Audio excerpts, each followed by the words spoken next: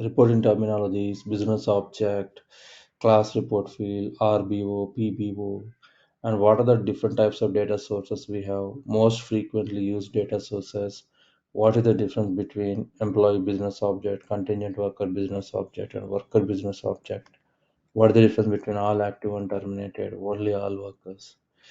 And we also created a simple, a report to fetch these details to understand how the report works.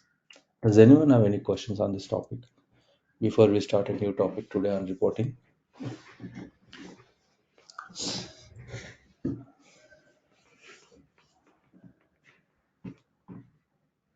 Okay, so now let's start. In this session. We will talk about developing a simple report.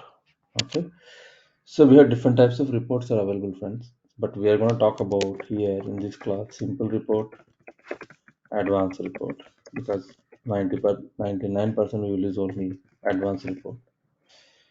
So in this session, we will discuss what is simple report, how to create a simple report, how and what are the difference between simple report and advanced report, how to convert a simple report to advanced report, what is meant by sort, what is meant by filter.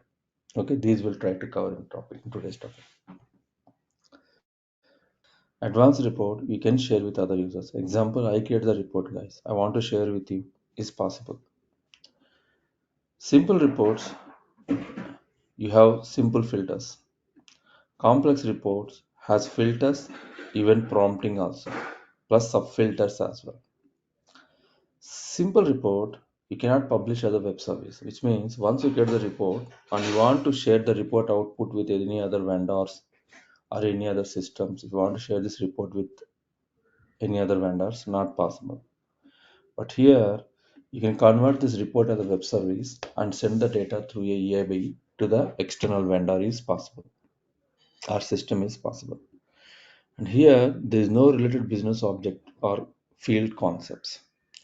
But here, we have related business objects, which means, for example,